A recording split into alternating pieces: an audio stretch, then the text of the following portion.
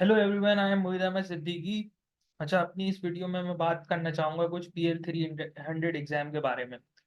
अब ये है कि मैंने काफ़ी लोगों को जो है वो गाइड किया PL 300 एग्ज़ाम के लिए, और काफ़ी लोगों को इस एग्ज़ाम में पास होते हुए भी देखा है।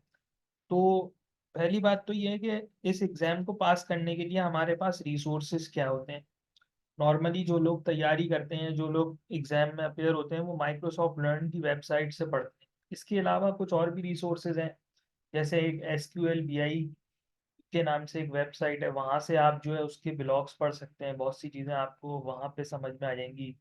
फिर यूट्यूब के चैनल्स हैं डिफरेंट, वो आप देख सकते हैं, तो उनसे आपके कॉन्सेप्ट्स जो है वो और क्लियर हो जाएँगे। इसके अलावा ये है कि अगर आपको क्वेश्चन की प्रैक्टिस करनी है, तो पास इन एग्ज़ाम है, एग्ज़ाम टॉपिक्स है, इस तरह की वेबसाइट्स हैं। वहाँ पे सैंपल क्वेश्चंस हैं PL 300 के, उन क्वेश्चंस की आप प्रैक्टिस कर सकते हैं। फिर एक चीज़ बहुत इंपॉर्टेंट है कि आपको पावर बीआई की प्रैक्टिस करनी है, और रेगुलरली करनी है इस एग्ज़ाम को पास करने के लिए। जितनी ज़्यादा आपकी पावर बीआई की प्रैक्टिस होगी, जितने अच्छे आप पावर बीआई के यूज़र होंगे, उतना जल्दी आप जो है वो कॉन्सेप्ट्स को ग्रास्प करेंगे, उतना बेहतर आप कॉन्सेप्ट्स को समझेंगे, और उतना बेहतर जो है आप उतना ज़्यादा वेल प्रिपेयर्ड होंगे एग्ज़ाम के लिए। So keep in mind that power BI practice is a must in order to pass the exam. ठीक है?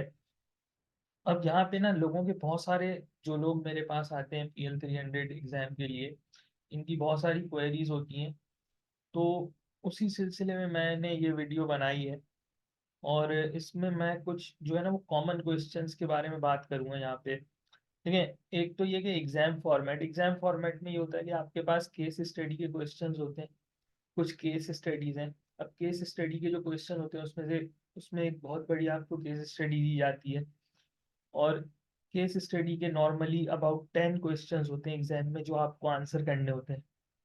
इसके अलावा जो दूसरे जो केस स्टडी से हट के जो क्वेश्चन होते हैं, वो लाइक 40 टू 50 होते हैं, तो लाइक 50 टू 60 टोटल क्वेश्चंस होते हैं एग्ज़ाम में, जो मैंने देखा है।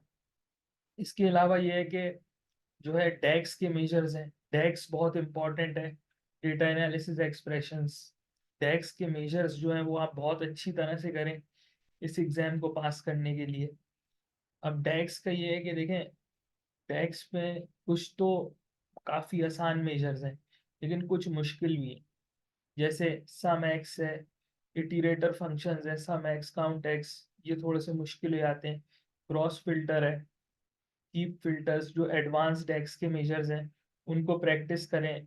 एक मॉडल बना लें पावर बीआई में, एक अच्छा सा मॉडल बना लें, एक डाटा मॉडल बना लें, और उसके ऊपर अपनी सारी प्रैक्टिस करें। केपीआई रिपोर्ट्स बनाएं, उन रिपोर्ट्स को पावर बीआई सर्विस पे अपलोड करें, देखें कि पावर बीआई सर्विस के जो फीचर्स हैं उनको किस तरह से हमें इस्तेमाल करना है, और क्या सवाल आते हैं इन फीचर्स के बारे में, क्या सवाल आते हैं एग्जाम में। ठीक है?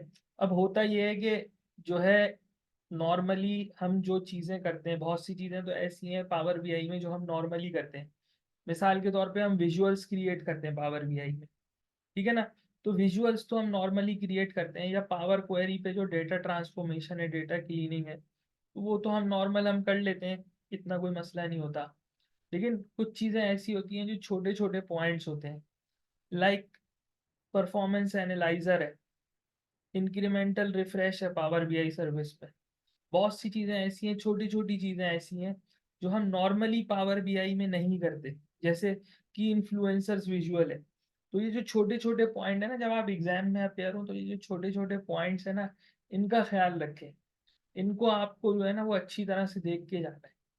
ये छोटे-छोटे पॉइंट हैं जो आप नॉर्मली पावर बीआई में जो चीज़ें नहीं करते हैं, जो आप once in a blue moon, या जो है जिनकी ज़रूरत आपको इतनी नहीं पड़ती, लेकिन वहाँ पे तो एग्ज़ाम में तो क्वेश्चन इस पे आएगा।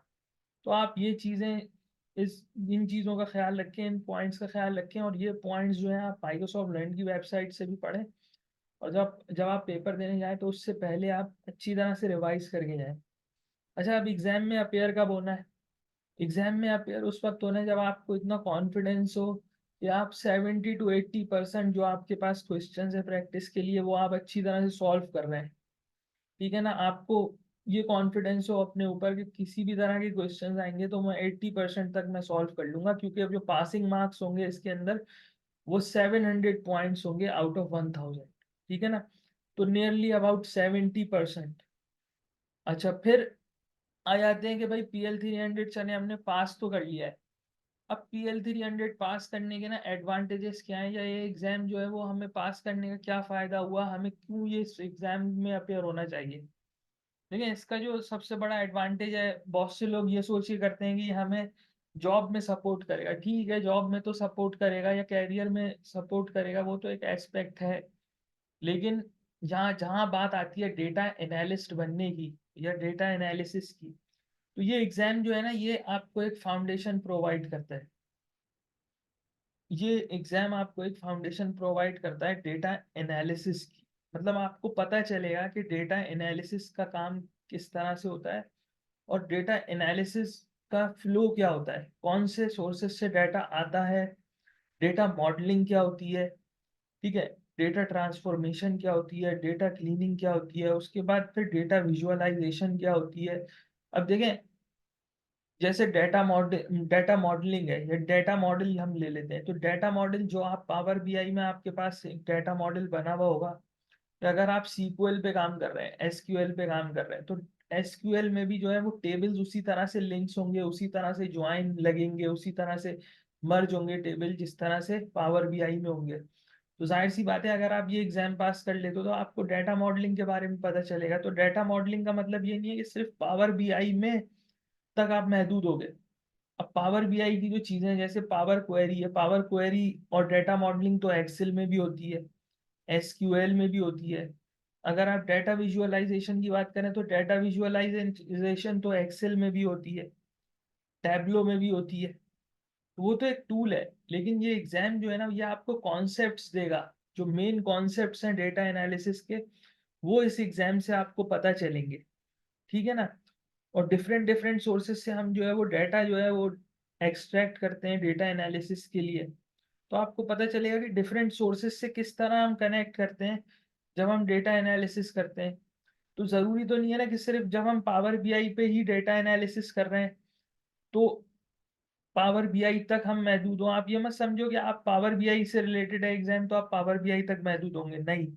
आपको इतनी नॉलेज, इतनी सफिशिएंट मिलेगी इस एग्जाम से कि जो है आपको डेटा एनालिसिस का एक पूरा आपको फ्लो समझ में आएगा कि डेटा एनालिसिस क्या होता है। जब इस एग्जाम का नाम है Microsoft certified data power BI data analyst associate, ठीक है ना। तो कहने का मकसद है कि ये एग्जाम सिर्फ पावर बीआई नहीं है, बल्कि ये एग्जाम है आपकी डेटा एनालिस्ट की नॉलेज, जो आपको पता चलेगी भाई डेटा एनालिसिस क्या होता है। ये इस एग्जाम का सबसे बड़ा एडवांटेज है कि आपको पता चलेगा कि डेटा एनालिसिस होता क्या है और किस तरह से किया जाता है।